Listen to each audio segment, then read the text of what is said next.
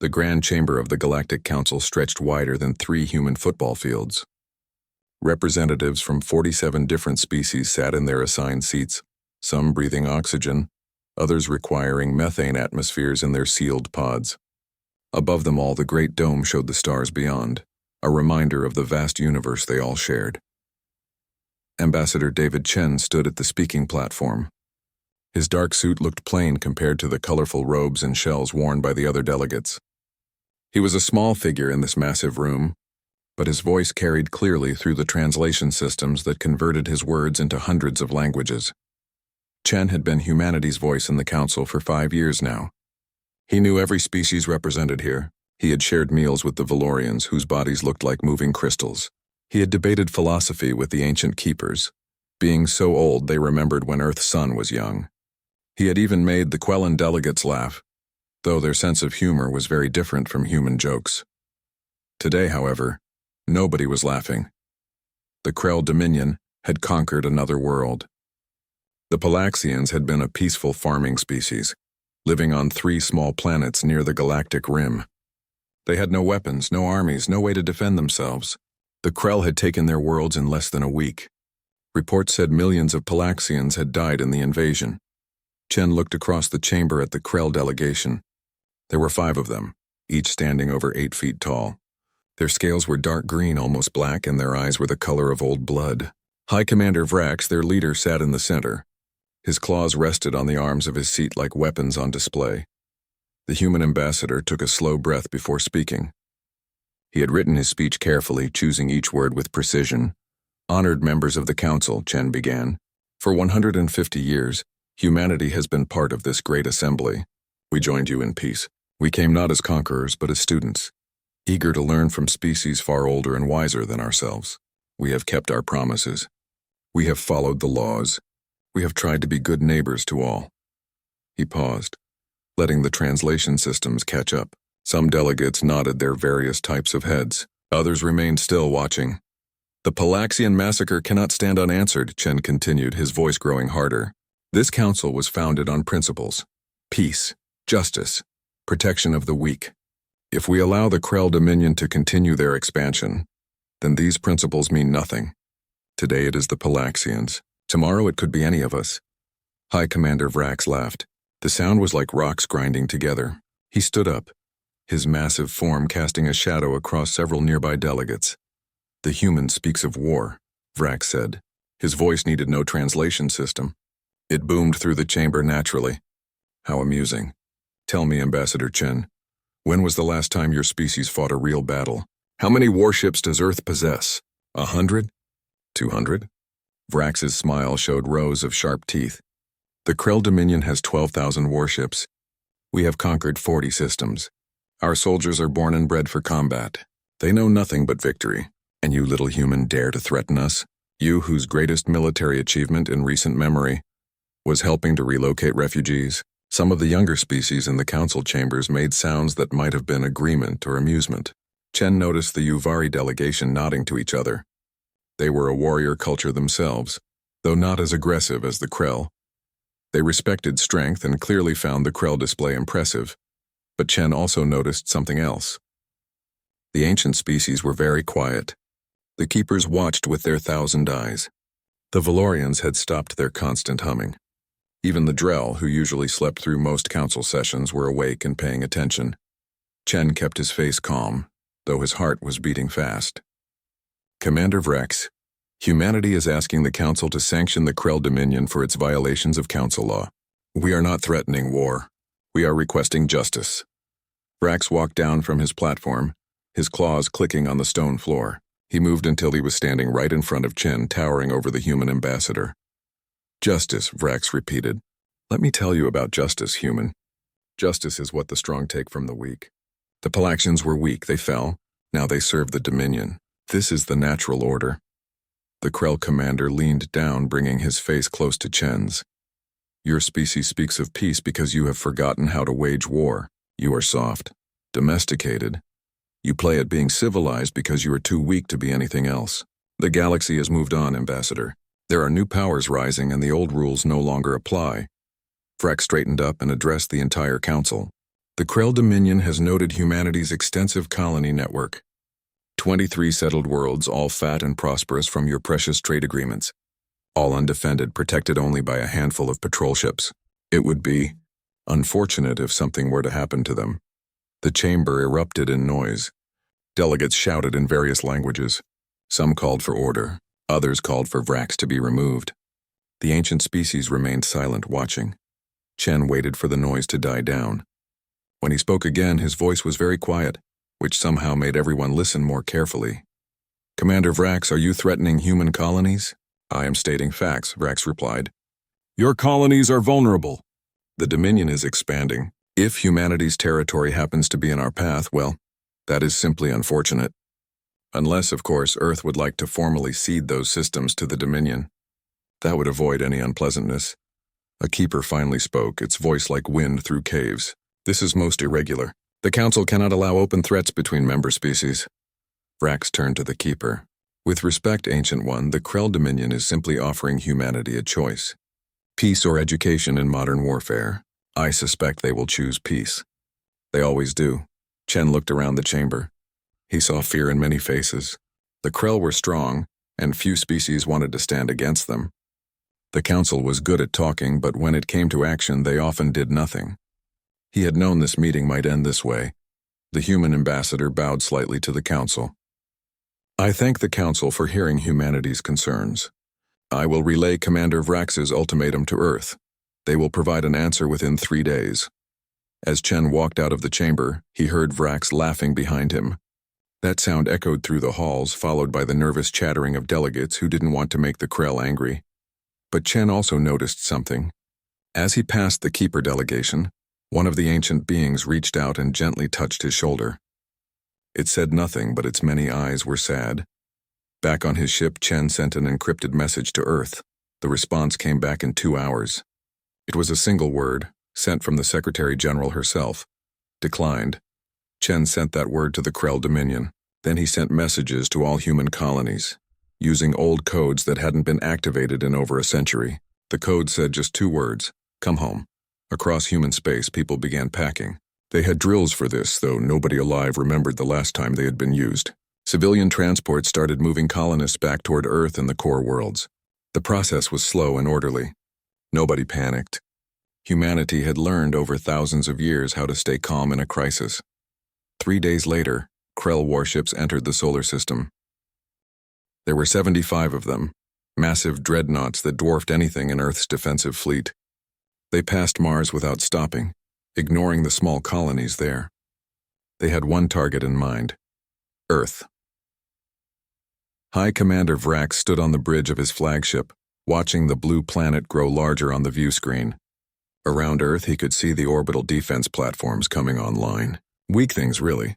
The Dominion had encountered stronger defenses on primitive worlds. "Open a channel to Earth," Vrax ordered. A human face appeared on the screen. An elderly woman in a military uniform, Fleet Admiral Sarah Okonkwo, according to the data files. She looked tired. "This is High Commander Vrax of the Krell Dominion. You were given a choice. You chose poorly. Now you will learn what happens to those who defy us. Your orbital defenses will be destroyed. Selected population centers will be targeted. This is education, human. Learn well." Admiral Okonkwo said nothing for a long moment. Then she sighed, a sound of deep weariness. "You should have listened to the Keepers," she said quietly. "They remember. They tried to warn you," Vrax laughed. "Empty words from a defeated species." "Begin the attack! The Krell fleet opened fire!"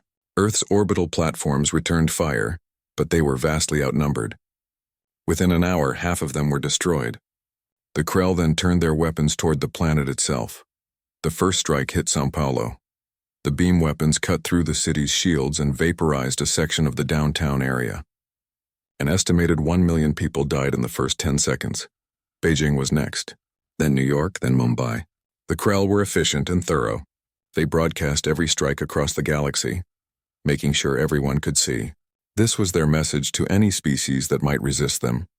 This was the price of defiance. In the council chambers, delegates watched in horror. Some wept, others argued for intervention. But the Krell had been careful.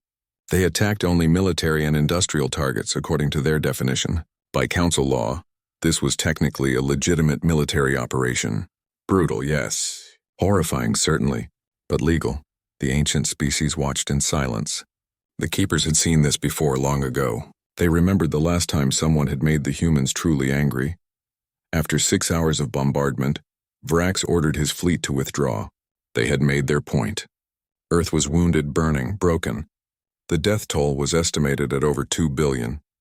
As the Krell fleet jumped away, High Commander Vrax settled back in his command chair, satisfied. He expected Earth's surrender message to arrive within a day. Instead, 22 hours later, he received a transmission. It was Admiral Okonkwo again. Her face was covered in ash and there was a bandage on her forehead. But her eyes were clear and cold as ice. Behind her, Vrax could see what looked like an underground bunker. Other humans were visible, working at consoles. Some were in military uniforms. Others wore civilian clothes. Commander Vrax, Okonkwo said. I have a message from the Secretary General. Vrax leaned forward, eager to hear Earth's surrender. Okonkwo held up a data pad and read from it. Her voice was steady, without emotion. You have 24 hours. Run. The transmission ended. Vrax stared at the empty screen. Then he started laughing. His officers joined in. The idea that Earth, burning and broken, was threatening them? It was the funniest thing they had heard in years. 24 hours, Vrax repeated, wiping tears of laughter from his eyes. What will they do? Throw rocks at us? Send angry messages? But across human space, something was waking up. In the asteroid belts of 100 systems, rocks that had been floating quietly for decades suddenly started moving. Hidden doors opened in their surfaces, revealing spaces large enough to build cities inside. No, not cities. Shipyards. And the ships that emerged were nothing like the patrol craft the galaxy knew. These were warships. Real warships. Ancient designs that predated humanity's entry into the Council. Vessels built when humans had only themselves to fight, when their wars consumed entire planets. In deep space, far from any star, massive objects that had been classified as comets began changing course. They weren't comets. They were colony ships, yes, but not for civilians. These ships had been sleeping for 150 years, waiting. Inside them, in countless cryopods, soldiers dreamed. Now the pods were warming up. The dreams were ending. The soldiers were waking. On Earth, in her underground command center, Admiral Okonkwo opened a safe that had been sealed for longer than she had been alive. Inside was a single folder marked with one word: Rubicon. She read the orders inside, orders written by people long dead, orders that every human military officer was required to memorize but hoped never to use. When she finished reading, she looked up at her staff. They were waiting, watching her face. Send the activation codes, Okonkwo said quietly. All of them. Wake everyone up. Bring them all home. One of her officers, a young man who looked barely old enough to be in uniform, raised his hand hesitantly. Ma'am, if we do this, the galaxy will know. They'll know we've been hiding our real strength all this time. They'll know we lied about our capabilities. They'll be afraid of us again. Okonkwo looked at the young officer. Then she looked at the screen showing images of Earth's burning cities. Children being pulled from rubble. Hospitals overwhelmed with injured. Entire neighborhoods simply gone, vaporized by Krell weapons. Good, she said. Let them be afraid. The first missiles hit Earth's moon at exactly 0400 hours, Galactic Standard Time. Not the side facing Earth, but the far side. The dark side that nobody paid much attention to. The explosions were massive, visible from Earth as brief flashes of light against the black lunar surface. On the Krell flagship, alarms started screaming. Report! High Commander Vrax roared, leaping from his command chair. Around him, his bridge crew scrambled to their stations, their claws clicking frantically on controls. Multiple explosions on the lunar far side. An officer reported. Sensors indicate, Commander, the moon is opening up. There are structures inside it. Massive structures. They're coming online. What do you mean, opening up? Vrax demanded. The main view screen changed, showing the moon in high detail. As Vrax watched, huge sections of the lunar surface lifted away like doors. Beneath them were caverns, enormous spaces carved into the moon's interior over who knew how many years. And those caverns were full of ships, hundreds of ships. They began emerging from the moon like hornets from a kicked nest. These weren't the small patrol craft the Krell had seen before. These were warships, dreadnoughts twice the size of the Krell's largest vessels. Carriers that looked like small cities, their launch bays already deploying smaller attack craft. Destroyers bristling with weapon systems that the Krell database didn't even recognize. How? Vrax whispered. Our intelligence said Earth had maybe 200 combat vessels total. There must be 1,000 ships coming out of that moon. Commander, we're detecting more signatures, another officer reported, his voice shaking. Asteroid belt. They're not asteroids. They're ships, Commander. They were camouflaged as asteroids. They're powering up across the entire system. A tactical display appeared on the view screen. Red dots began appearing throughout the solar system. Not just dozens, not even hundreds, thousands of red dots, each one representing a ship that had been hiding, waiting, sleeping for over a century. Vrax felt something he hadn't experienced in his 30 years of military service. Fear. Cold, gripping fear. Get me Admiral Okonkwo, he ordered. Now! The transmission connected. Okonkwo appeared on the screen. She was still in the underground bunker, but now she wore full battle armor. Behind her, Vrax could see tactical displays showing the entire solar system. Every ship, every weapon, every defense platform. The humans knew exactly where his fleet was. Commander Vrax, Okonkwo said calmly. Your 24 hours are up. What is this? Vrax demanded. Where did these ships come from? Our intelligence said you were weak. You had no military. Okonkwo's expression didn't change. We lied. When humanity joined the Galactic Council 150 years ago, we agreed to limit our military forces to defensive vessels only, and we did limit them. We kept just enough patrol ships visible to meet the Council requirements. Everything else we hid. She gestured at something off-screen. Every major asteroid in every human system has been secretly converted into a shipyard or a military base. We hollowed out our moon and filled it with ships. We built sleeper vessels and sent them to the deep dark between stars, full of soldiers in cryosleep. We even converted some of our mining stations into weapons platforms. Why? Vrax asked. Why hide all of this? Because we wanted peace, Okonkwo said simply. Humanity fought wars for thousands of years, Commander. We got very, very good at it, too good.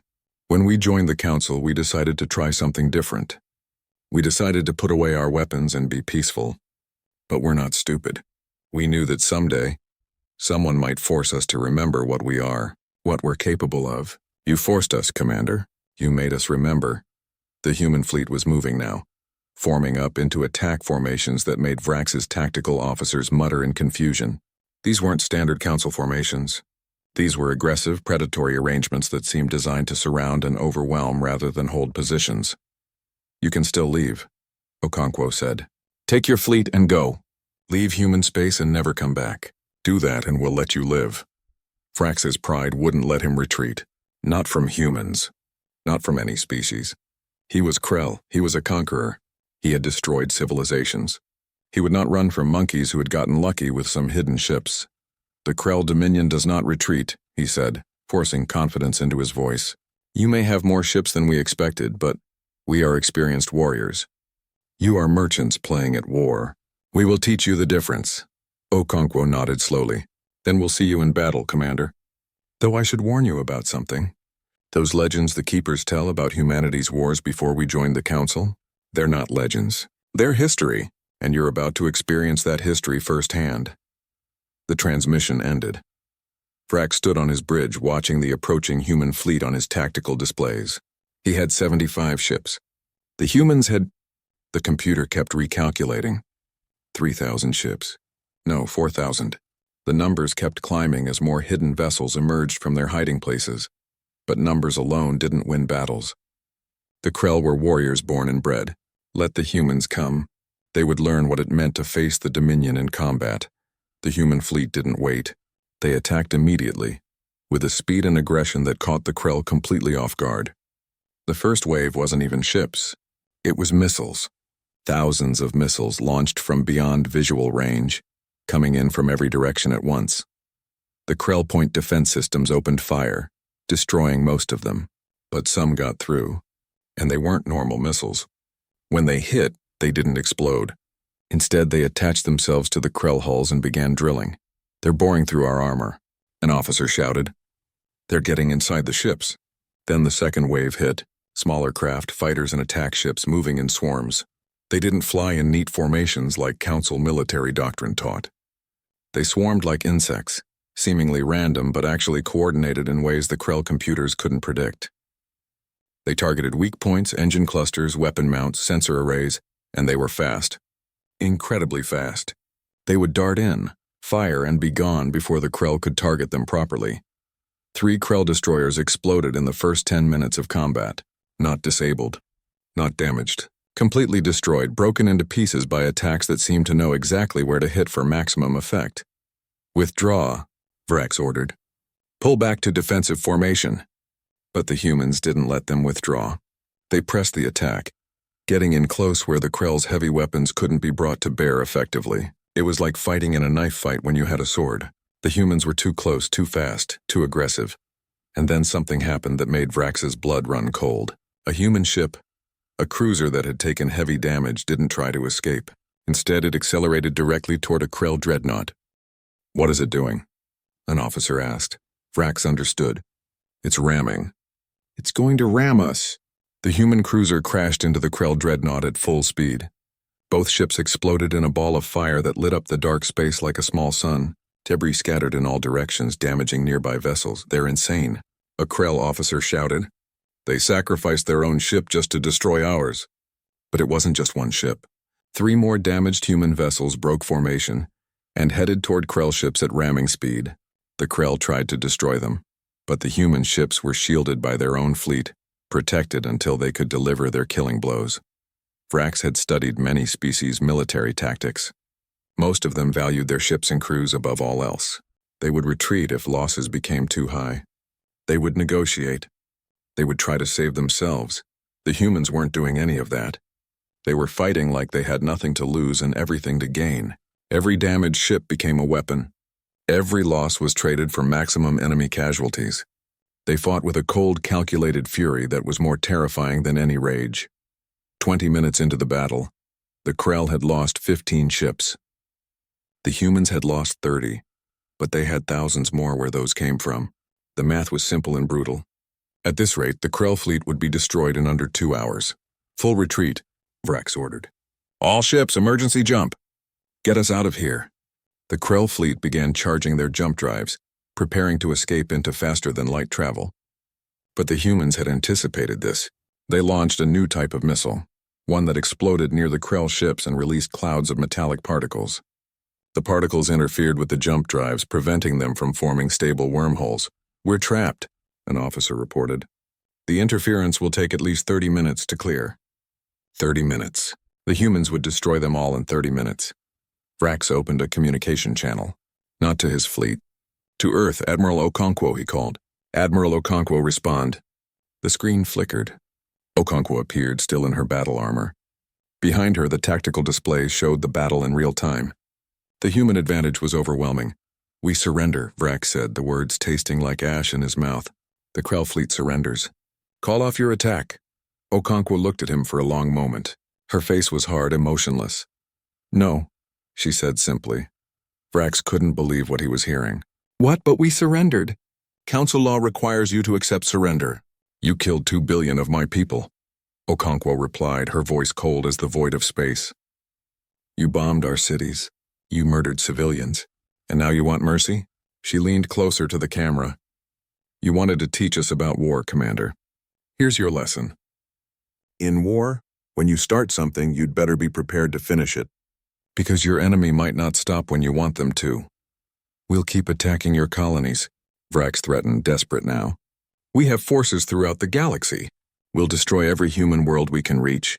Okonkwo's expression didn't change. "Go ahead and try. But know this.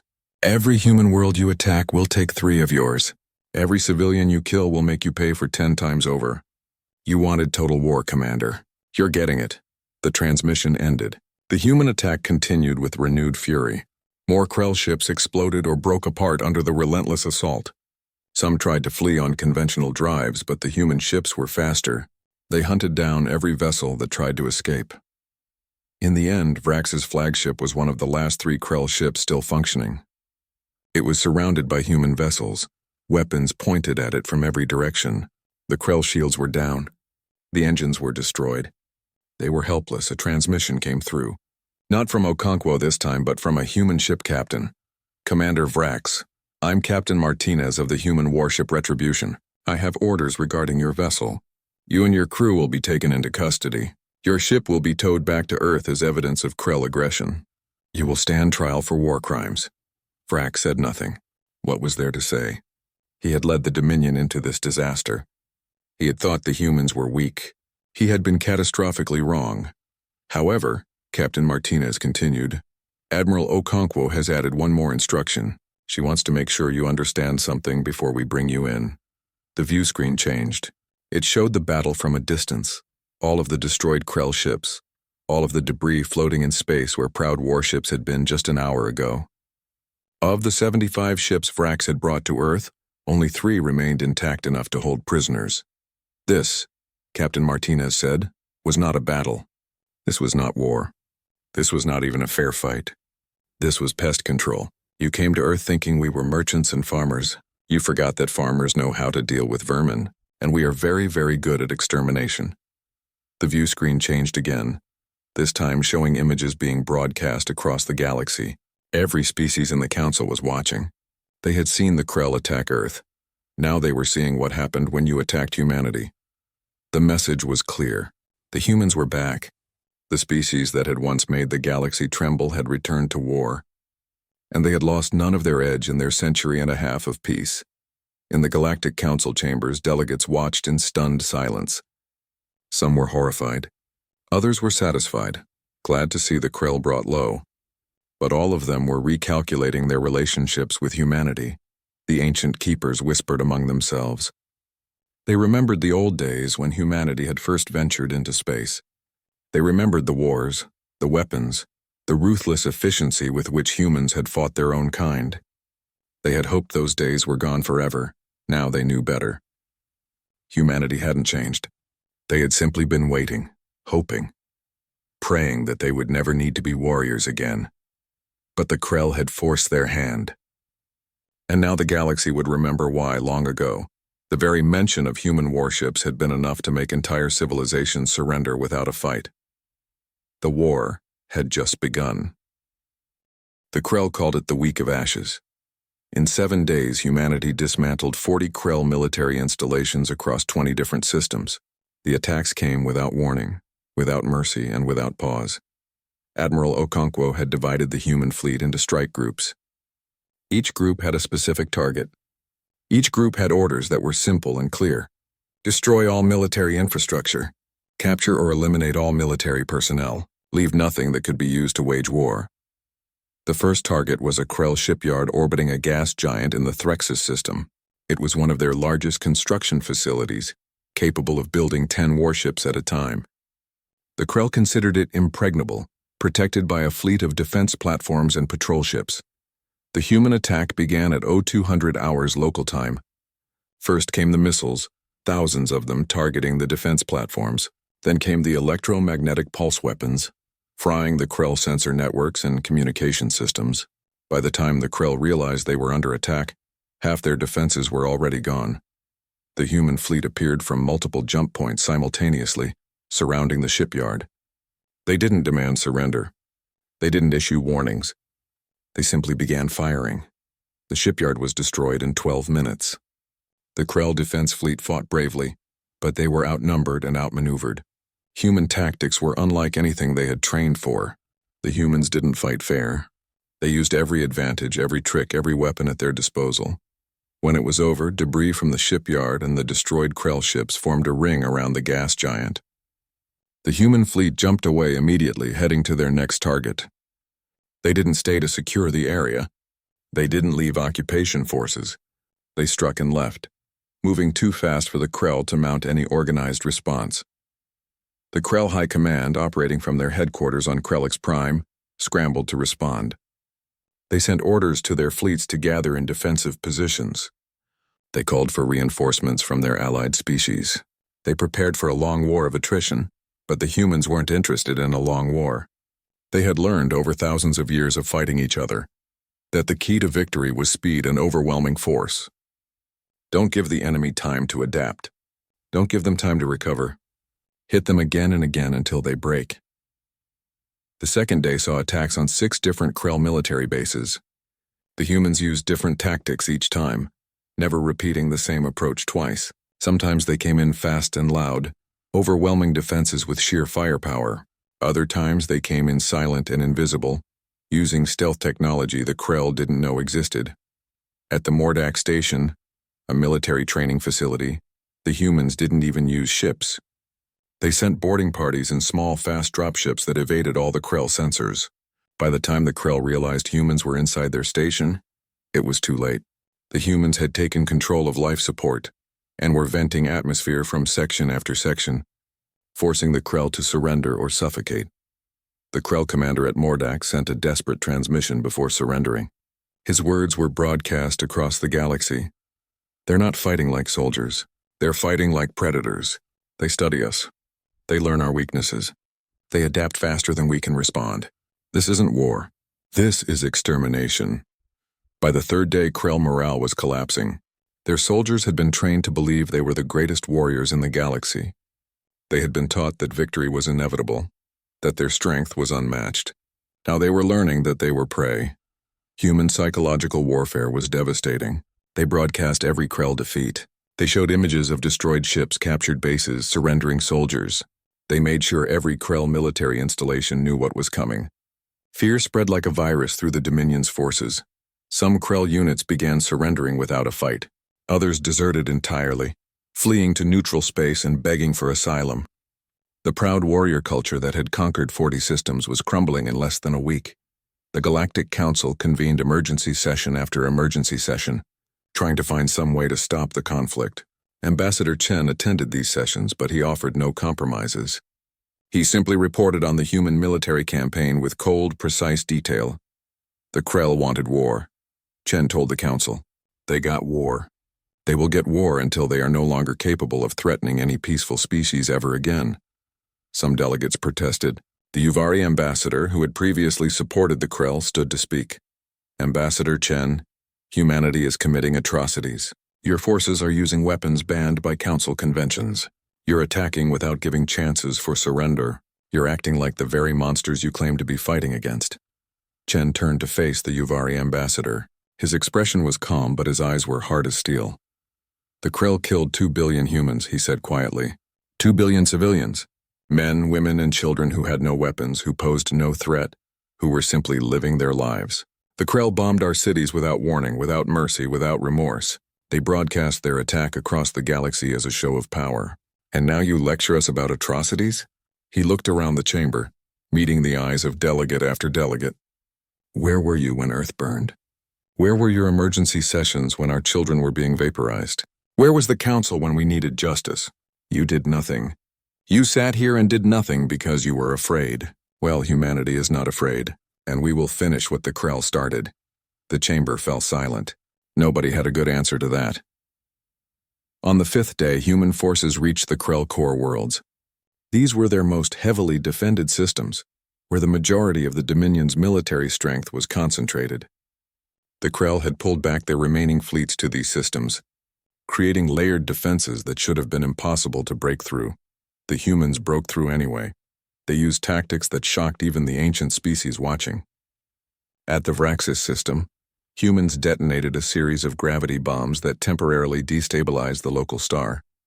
The resulting solar flares destroyed an entire Krell defense fleet. At the Kelroth system, humans used nanomachine clouds that ate through ship hulls like acid, turning proud warships into Swiss cheese in minutes. And at the Thraxar system, humans demonstrated a weapon that made the entire galaxy shudder. They called it a stellar lance. It used focused antimatter beams to punch through any defense, any shield, any armor. The Krell tried to hide their command ships behind planets. The humans shot through the planets. A keeper spoke in the council chambers, its ancient voice filled with sorrow. We warned you. We tried to tell you about the humans, about what they are capable of when pushed. You would not listen. You thought the old stories were exaggerated. You thought a century of peace had made them soft. You were wrong. Another keeper added, the humans are not cruel by nature. They are not evil, but they are efficient. When they fight to win. They don't understand half measures. They don't understand honor and defeat. They understand only victory or death, and they are very, very good at choosing victory. By the 6th day, the Krell were in full retreat. Their military was shattered. Their industrial capacity was gone. Their pride was broken. But the humans weren't done. Human intelligence had located the Krell Supreme Council, the ruling body that had ordered the attack on Earth. They were hiding in a bunker deep beneath the surface of Krellix Prime, thinking themselves safe behind layers of rock and defense systems. The humans sent a single message to the Supreme Council. You have two choices. Surrender unconditionally, or we turn your world into a tomb. You have 1 hour to decide. The Krell Supreme Council debated. Some wanted to fight to the end. Others argued for surrender. In the end, they asked for terms, for negotiations, for some way to save face. The humans sent back a single word. No. With 30 minutes left on the ultimatum, the Krell Supreme Council surrendered. Unconditionally. Completely. They transmitted codes that would order every Krell military unit to stand down. They opened their bunker doors and walked out with their hands raised in submission. Human Marines took them into custody without incident. They were loaded onto transport ships and taken to Earth, where they would stand trial for war crimes. The war was effectively over. It had lasted 7 days. The Krell Dominion, which had taken decades to build, which had conquered 40 systems, which had been considered one of the most powerful military forces in the galaxy, had been completely defeated in 1 week, but the humans weren't celebrating. They were too busy counting their own dead. The war had cost humanity dearly. 2 billion dead in the initial attack, thousands more killed in the fighting that followed. Earth's surface was scarred with craters where cities had stood. The survivors were homeless, traumatized. Grieving, Admiral Okonkwo addressed the human fleet from her command center on Earth. The transmission was broadcast to every human ship, every human colony, and by request, to the Galactic Council. We have won, she said, her voice heavy with exhaustion. The Krell are defeated. Their military is destroyed. Their leadership is in custody. Justice will be served. She paused, looking directly at the camera. But victory tastes like ashes in our mouths. We did not want this war. We tried for 150 years to be peaceful, to be good neighbors, to show that strength could be tempered with mercy. The Krell forced us to remember what we are, what we're capable of. They made us become warriors again. Behind her, the screens showed images of Earth's ruined cities, of memorial services for the dead, of survivors searching through rubble for loved ones who would never be found. We are not proud of what we had to do, Okonkwo continued. We are not happy about the weapons we used, the tactics we employed, the deaths we caused. But we did what was necessary. We protected our species. We ensured that no one will ever again think they can attack humanity without consequences. She stood straighter, her military bearing returning. Now comes the hard part. We must rebuild. We must heal. We must decide what kind of species we want to be. Do we return to peace knowing that it might leave us vulnerable again? Or do we remain warriors always ready for the next threat? I don't have that answer yet, she admitted. But I know this. The galaxy has been reminded of what humanity is capable of. We have shown that peace is not weakness. We have shown that mercy is a choice we make, not a sign of inability. And we have shown that if you force us to war, we will prosecute that war with every tool at our disposal until victory is absolute. The transmission ended with an image that would become famous throughout the galaxy. A human child no more than 6 years old, standing in the ruins of what had been her home, holding a small flower that had somehow survived the bombardment. She was planting it in the scorched earth, a symbol of hope, of renewal, of humanity's refusal to give up. In the Galactic Council chambers, delegates watched in silence. The mood had changed. Where before there had been fear and horror, now there was something else. Respect, understanding. And yes, still some fear, but it was a different kind of fear. The fear you felt for a sleeping giant, knowing that it could wake again if provoked. Ambassador Chen stood and addressed the council. The Krell leadership will stand trial for their crimes against humanity. They will face justice. But humanity is not interested in revenge. We are not interested in conquest. We never were. We only want peace. He looked around the chamber. However, let this be a lesson to all species here. Humanity's peace is a gift we give freely to those who respect it. But if you force us to remember what we are, if you make us become warriors again, We will not stop until the threat is eliminated completely. We are patient. We are merciful, but we are not weak. Never mistake our kindness for weakness, the message was received. Across the galaxy, species that had been considering aggressive expansion quietly shelved their plans. Alliances that had been forming against various neighbors suddenly dissolved. Pirates and raiders who operated in human space found new hunting grounds far, far away. The ancient species watched all of this with knowing expressions. They had seen it before long ago. The galaxy had learned once before to fear human warships. That lesson had faded with time. Now it had been taught again in blood and fire, but the question remained. What would humanity do now? Would they return to peace, or would they remain mobilized, always ready for war? The answer would determine the future of the galaxy. The trials began 3 weeks after the war ended. The Krell Supreme Council, High Commander Vrax, and 200 other senior military officers were brought before an international tribunal on Earth. The location was significant. The courtroom had been built in what used to be the center of São Paulo, the first city the Krell had attacked. The proceedings were broadcast across the galaxy. Every species could watch as the Krell leadership stood accused of war crimes against sentient species, and illegal warfare. The evidence was overwhelming. Recordings of the attack, casualty reports, testimonies from survivors who described the horror of watching their cities burn. High Commander Vrax sat in the defendant's chair, his scales dull and his eyes empty. He had been a proud warrior once, confident in his superiority. Now he looked broken, defeated not just militarily but spiritually. He listened as witness after witness described the devastation the Krell had caused. A human woman took the stand. Her name was Maria Santos. She had lived in São Paulo with her husband and 2 children. When the Krell attacked, she had been at work. Her family had been at home. She described rushing back, finding nothing but a crater where her house had stood. She described searching through the rubble for days, hoping against hope. She described the moment she realized her entire family was gone, vaporized in an instant. When she finished testifying, there wasn't a dry eye in the courtroom. Even some of the Krell guards looked uncomfortable. Vrax's defense attorney, assigned by human law, tried to argue that the attack had been a legitimate military operation, that the Krell had targeted only strategic locations, that the civilian deaths were unfortunate but unavoidable collateral damage. The prosecution showed footage of Vrax's own communications. His orders had specifically mentioned civilian targets. He had wanted to break humanity's spirit by attacking population centers.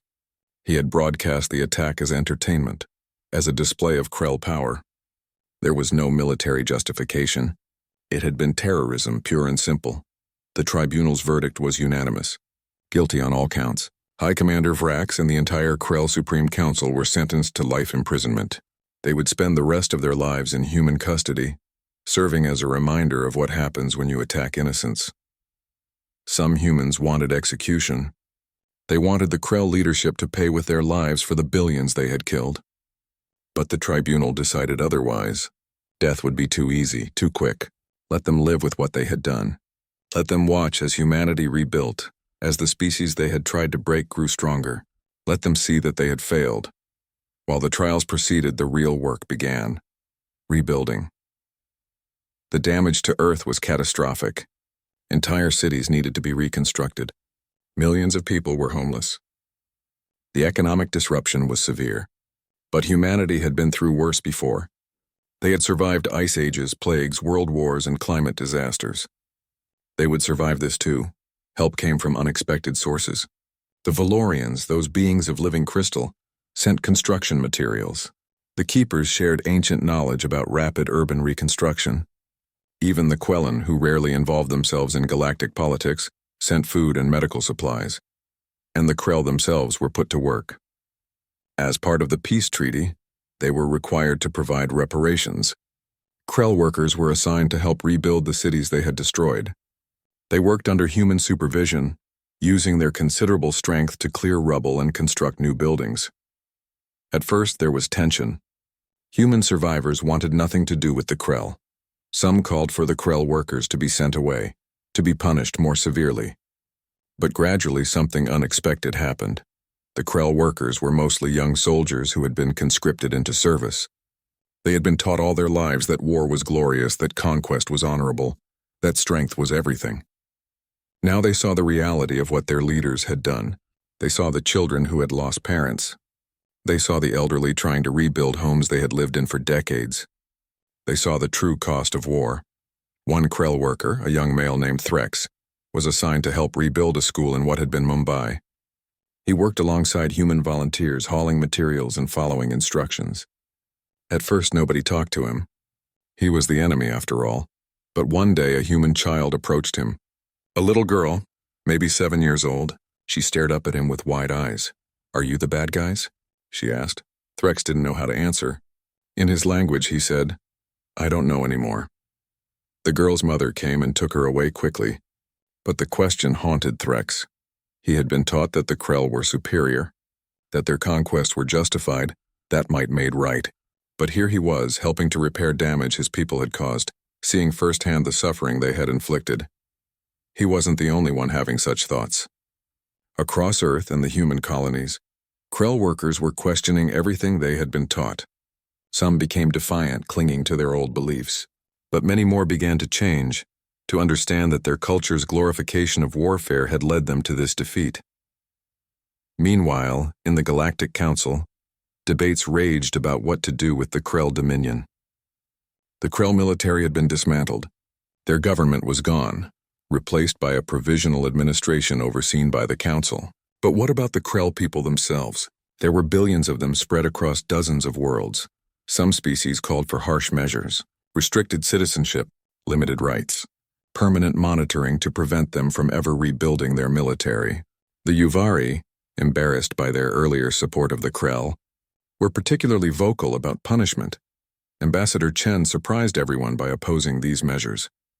"The Krell people are not our enemies," he said in a council session. "Their leaders were our enemies. Their military culture was our enemy. But the ordinary Krell citizen who never wanted war, who never chose to attack anyone, they don't deserve collective punishment." The Uvari ambassador challenged him. "How can you say this, Ambassador Chen? After what they did to your world, to your people, how can you show them mercy?" Chen's expression was sad but resolute. "Because mercy is what separates us from them." The Krell leadership showed no mercy. They attacked civilians without hesitation. "If we become like them, if we punish innocent people for the crimes of their leaders, then what did we fight for? Justice or revenge?" He looked around the chamber. "Humanity has learned through bitter experience that cycles of revenge never end.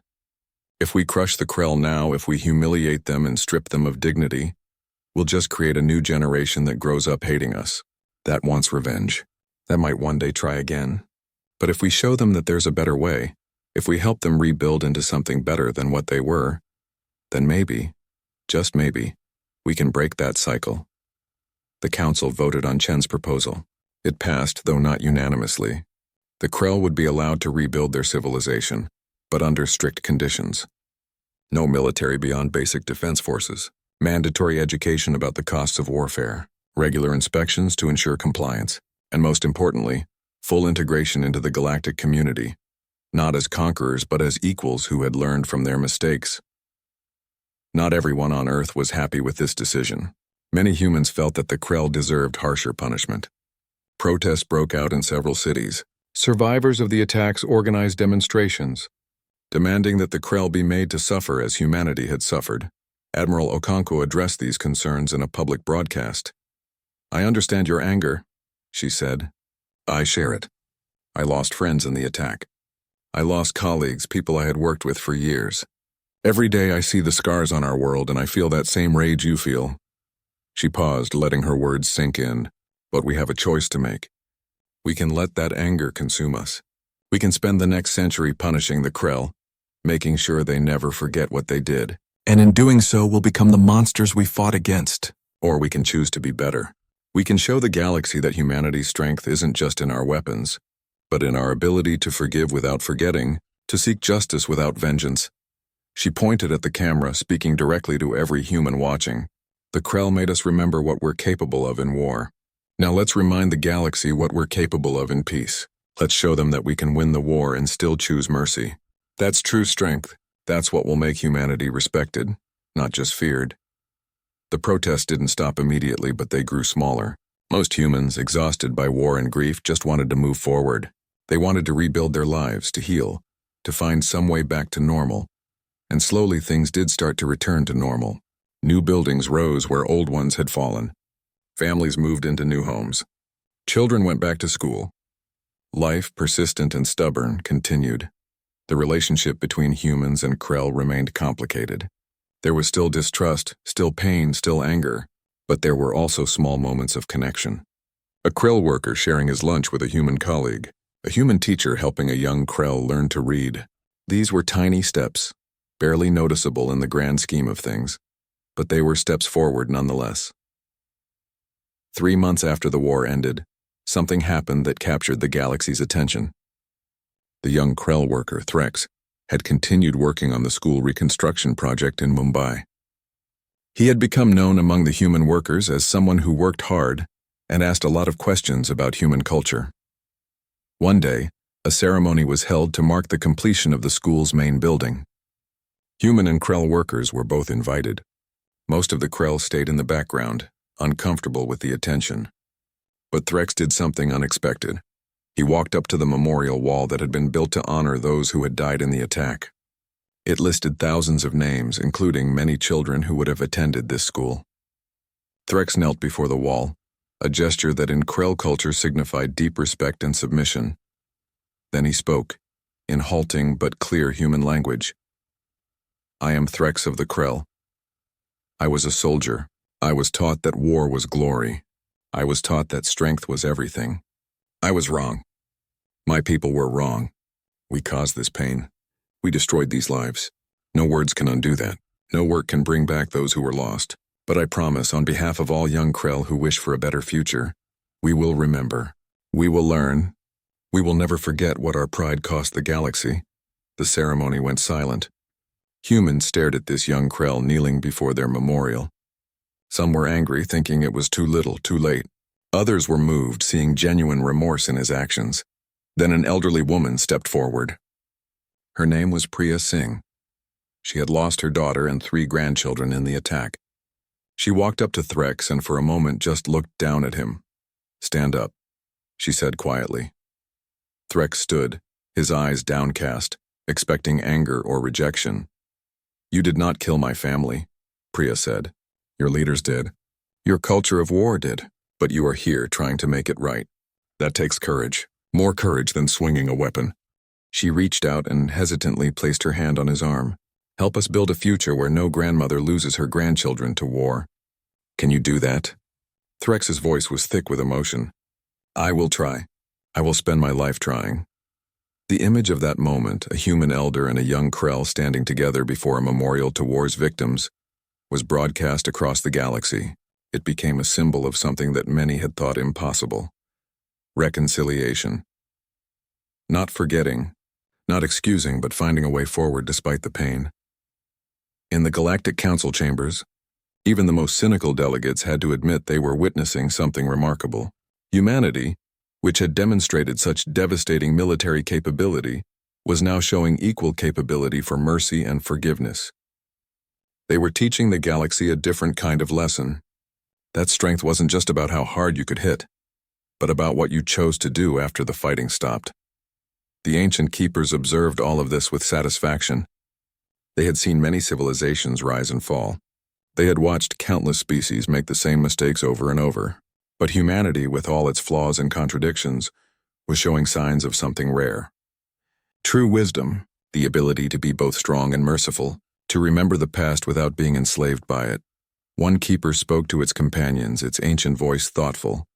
Perhaps there is hope for this galaxy after all. If the humans can find their way through this darkness, if they can balance power with compassion, then they may be the ones to lead us into a better age. Another keeper agreed. They were always capable of greatness, both terrible and beautiful. The question was whether they would choose wisely. So far they are choosing well, but the path forward was not easy. Humanity still had to decide what to do with its military. The hidden fleets were no longer hidden. The galaxy knew humanity's true strength now. Should they maintain that strength? Or should they try to return to the peaceful ways they had embraced for 150 years? That question would be answered in the months to come. For now, humanity was focused on healing, on rebuilding, on finding a way to live with the memories of what they had lost and what they had done. The galaxy watched and waited, knowing that whatever humanity decided, it would shape the future of all species for generations to come. 6 months after the war ended, the human government called for a referendum. Every human citizen on Earth and in the colonies would vote on a single question. What should humanity do with its military? The options were simple. Return to the old ways, hiding most of the military and presenting a peaceful face to the galaxy, or maintain full military readiness, keeping the fleets visible and operational as a permanent deterrent to aggression. The debate that followed was intense. Those who favored maintaining the military argued that the galaxy had proven itself dangerous. The Krell had attacked because they thought humans were weak. If humanity returned to hiding their strength, someone else might make the same mistake. Those who wanted to return to peace argued that maintaining a large military would change humanity forever. It would make them the thing they had fought to avoid becoming. Warriors first, everything else second. They argued that 150 years of peace had been good for humanity, had allowed them to grow culturally and scientifically in ways that constant military readiness never would have permitted. Admiral Okonkwo spoke in favor of maintaining the military. She stood before cameras broadcasting to every human world and made her case. "We tried peace," she said. "We tried to show the galaxy that we were different, that we had evolved beyond our violent past." And what happened? The moment someone thought we were weak, they attacked. 2 billion of our people died because we chose to hide our strength. She looked directly at the camera. "I'm not saying we should become conquerors. I'm not saying we should be aggressive. But we should be honest about what we are. We should let the galaxy see our full strength so that no one ever again makes the mistake of thinking humanity is an easy target. Peace through strength. That's what I'm proposing." The next day, a civilian scientist named Dr. James Chen, no relation to the ambassador, gave the counter-argument. "Admiral Okonkwo is right that we need to protect ourselves," he acknowledged. "But there's a difference between protection and intimidation. If we maintain this massive military presence, we become the thing every other species fears. We become the potential threat, the species that everyone else has to worry about." He gestured at images behind him, showing human ships in formation, weapons bristling. These ships represent incredible scientific and engineering achievement. But they also represent resources that could be used for research, for exploration, for making life better for everyone. Every credit we spend on maintaining a war machine is a credit not spent on medicine, education, art, culture. "Yes, we need to be able to defend ourselves," Dr. Chen continued. "But do we need thousands of warships on permanent patrol? Or can we return to our previous approach, keeping the bulk of our military in reserve ready to activate if needed, but not consuming our resources and attention during peacetime?" The debates went on for weeks. Town halls were held on every colony world. People argued in cafes and workplaces in their homes. It was the most significant decision humanity had faced in generations. Ambassador Chen, representing humanity in the Galactic Council, had a unique perspective. He saw how other species reacted to human military power. Some were relieved, grateful that there was now a force capable of standing up to aggressive empires. Others were nervous, uncertain what humanity might do with all that power. A keeper approached him privately one day after a council session. "What will your people choose?" the ancient being asked, its many eyes studying him. Chen shook his head. "I honestly don't know. We're divided. Some want to never again be caught unprepared. Others want to return to who we were trying to be. Both sides have good arguments." The keeper made a sound like wind through ancient trees. "There is wisdom in both positions. But perhaps the most important question is not what you choose, but why you choose it. Are you choosing out of fear? Or are you choosing based on who you want to be?" Chen thought about that conversation as he watched the referendum results come in. The voting lasted a full day with billions of humans participating. When the results were tallied, they surprised almost everyone. Humanity chose a middle path. They would not return to completely hiding their military. The galaxy had seen what humanity was capable of, and that knowledge couldn't be taken back. But neither would they maintain full military mobilization. Instead, they would keep a visible defense fleet, large enough to deter aggression but not so large as to be threatening. The rest of the military would return to reserve status, ready to be activated if needed but not consuming peacetime resources. More importantly, humanity voted to establish new protocols. If humanity ever had to fully mobilize again, it would only be in response to direct attack or in defense of council members unable to defend themselves. They would never be the aggressor. They would never strike first. Their strength would be purely defensive. The Secretary General of Earth, an elderly woman named Margaret Ndlovu, announced the decision to the galaxy in a historic address. Humanity has made its choice, she said, her voice strong despite her age. We will remain capable of defending ourselves and others. But we will not become a warrior species. We will not let fear dictate our future. We choose peace, but it is an informed peace, a realistic peace. We know the galaxy can be dangerous. We are prepared for that danger. But we refuse to let danger define us. She paused, looking directly at the camera. To all species watching, we say this. Humanity's strength is not a threat to peaceful civilizations. We have no desire to conquer, to dominate, to impose our will on others. But we will protect ourselves. We will protect our allies, and we will stand against aggression wherever we find it. To those who might consider attacking humanity or our friends, we offer this reminder. We are the species that turned planets into battlefields. We are the species that weaponized stars. We are the species that has fought itself for thousands of years and survived. We choose peace not because we cannot wage war, but because we understand war's true cost. Do not mistake our choice for inability. Do not confuse our mercy with weakness. The speech ended with an image that would become iconic. A memorial on Earth, simple and stark. It showed a human child holding hands with a Krell child, both looking up at a sky full of stars. Beneath it was an inscription in every galactic language. Humanity chooses peace. We choose it every day, knowing what the alternative costs. We are prepared for war, but we dream of harmony. We can destroy worlds, but we prefer to build them. This is our nature. Remember it. The response from the galaxy was mixed but mostly positive. Species that had feared human aggression relaxed, reassured by humanity's self-imposed limits. Those that had hoped for a strong protector felt confident that humanity would respond if needed. The message was clear.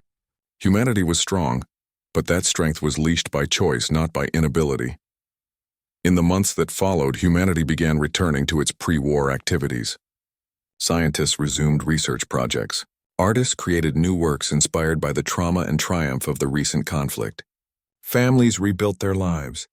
The scars remained, physical and emotional, but life went on. The Krell, meanwhile, were undergoing their own transformation. Their warrior culture was being dismantled, not by force but by choice. Young Krell like Threx, who had seen the reality of war's consequences, were leading a cultural revolution. They were teaching their people that strength could be measured in ways other than combat prowess. That building could be as honorable as destroying. That peace required more courage than war.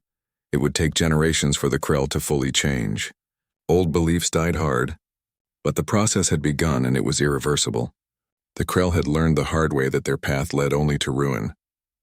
Now they were trying to find a new path. 5 years after the war, something remarkable happened. The first graduating class of the rebuilt Mumbai school held their ceremony. Among the students were 3 young Krell, whose families had moved to Earth as part of the reconciliation program. They studied alongside human children, learning human history, human culture, human values. When the Krell students received their diplomas, they were greeted with applause from human families. Not everyone was happy about this. There were still those who couldn't forgive, who couldn't accept Krell presence on Earth. But they were becoming a minority. Most humans had chosen to move forward, to try to build something better from the ashes of war. Ambassador Chen attended the ceremony. He sat in the audience next to Priya Singh, the grandmother who had lost her family in the attack. Together they watched as young Krell and humans celebrated their achievements together. Would your daughter have approved of this? Chen asked quietly, knowing it was a sensitive question. Priya was silent for a long moment. I don't know, she finally said. Maybe. She always believed in second chances. She used to say that children shouldn't have to pay for their parents' mistakes. She gestured at the Krell students on stage. Those children didn't attack us. They were born into a culture that glorified war, but they're learning different values now. If we can't offer them a chance to be better than their ancestors, then what was the point of any of this? Chen nodded. That's what humanity decided, isn't it? That we would be better than our worst impulses. That we would choose who we want to be rather than letting fear or anger choose for us.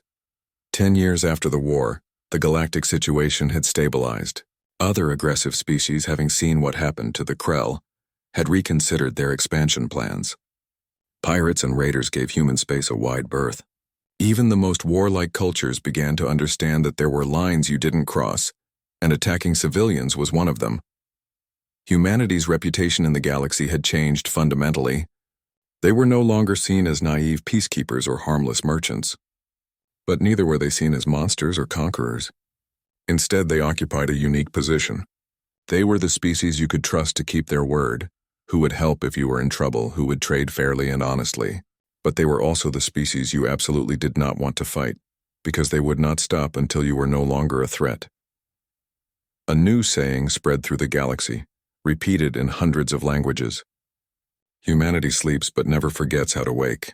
The Keepers, those ancient witnesses to galactic history, discussed humanity's evolution among themselves. They have achieved something rare, one Keeper observed. They have balanced strength with wisdom, capability with restraint. They are dangerous but not threatening, powerful but not aggressive. This is the mark of a truly mature civilization. Another Keeper agreed. They were tested. They could have become tyrants, using their military superiority to dominate, or they could have retreated into isolation, too traumatized to engage with the galaxy. Instead, they chose to remain engaged, to maintain their strength but use it responsibly. This speaks well of their future. A third Keeper, the oldest among them, added a note of caution. Let us hope they maintain this wisdom. Power is a burden that grows heavier with time. Many species have started well only to be corrupted by their own strength. Humanity must constantly choose who they want to be. That choice is never finished. It must be made again and again, generation after generation. Back on Earth, in the rebuilt city of São Paulo, a monument stood where the first Krell strike had hit. It was a towering structure visible from kilometers away. At its base were the names of all who had died in the attack. Millions of names carved in stone, a reminder of what had been lost. But at the top of the monument was something different. A beacon, shining out into space, visible to any ship approaching Earth. It pulsed with a simple pattern, a message repeated endlessly in light. The message said, "We remember. We forgive. We remain ready." Those 6 words captured humanity's philosophy perfectly. They had not forgotten what the Krell did. They had not forgotten their own dead. But they had chosen not to let hatred consume them. They had chosen to build a future rather than dwelling on the past. And yet they remained vigilant, prepared, ready to defend themselves and others if the need arose again. Admiral Okonkwo, now retired, visited the monument on the anniversary of the attack every year. She would stand there for hours, reading names, remembering faces. She had led humanity through its darkest hour and brought them to victory. But the cost of that victory haunted her. On the 10th anniversary, she was approached by a young woman. It took Okonkwo a moment to recognize her. It was the child from the famous photograph, the one who had been planting a flower in the ruins.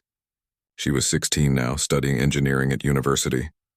"Admiral," the girl said, "I wanted to thank you for what you did, for protecting us." Okonkwo shook her head. "I just did my duty. Nothing special." The girl smiled. "Maybe.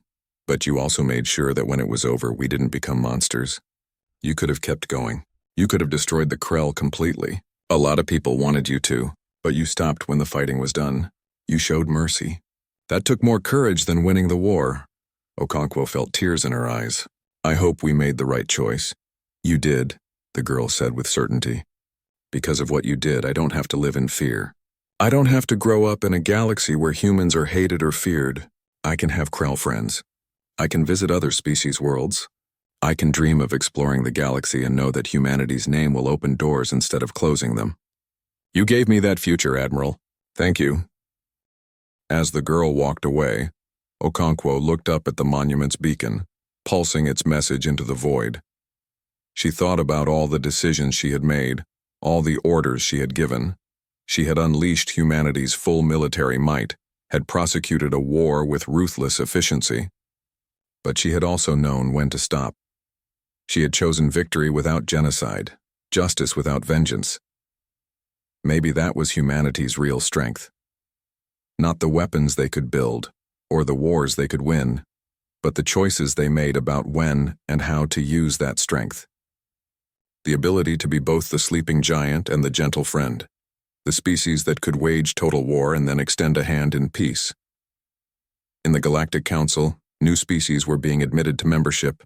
They all heard the same orientation, the same warnings about respecting council law and protecting weaker members. But there was one new addition to the orientation, a historical case study that all new members had to review.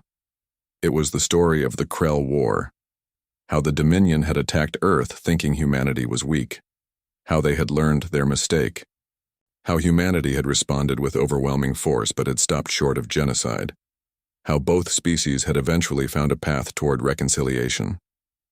The case study ended with a simple lesson: never mistake another species' choice for peace as a sign of weakness. Many species are capable of terrible violence. The truly wise ones choose not to exercise that capability unless absolutely necessary. Humanity was that wise. 50 years after the war, the last of the Krell who had participated in the attack on Earth died of old age. The next generation had grown up in a different Krell culture, one that valued cooperation over conquest, building over destroying. They looked back at their ancestors' actions with shame and confusion. How could anyone have thought that attacking innocent civilians was acceptable? How could their culture have glorified such brutality? But the older Krell, those who remembered the old ways, understood.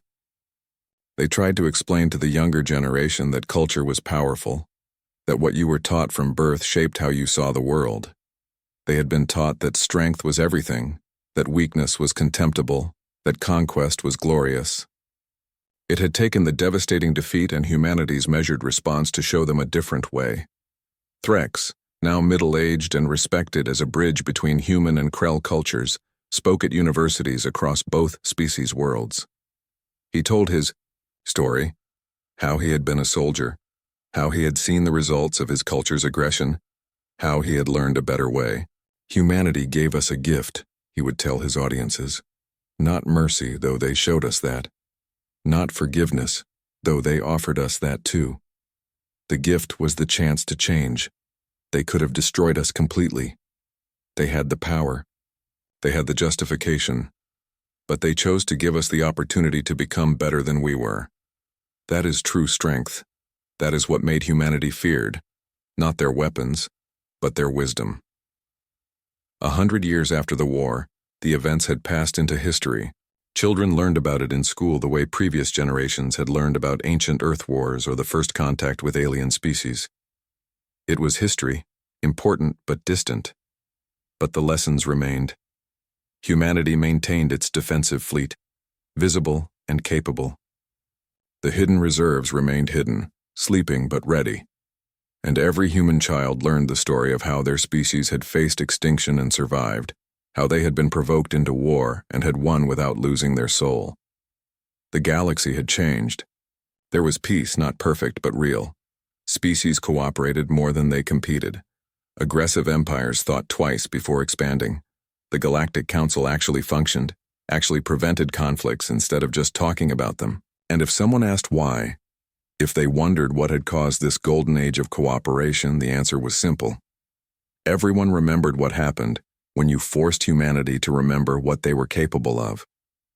Everyone understood that beneath the friendly merchants and peaceful scientists was something ancient and dangerous, a species that had fought its way to the top of its own world's food chain and had never forgotten how humanity slept. But the galaxy never forgot that they could wake. And in that knowledge, in that careful balance of power and restraint, the galaxy found peace.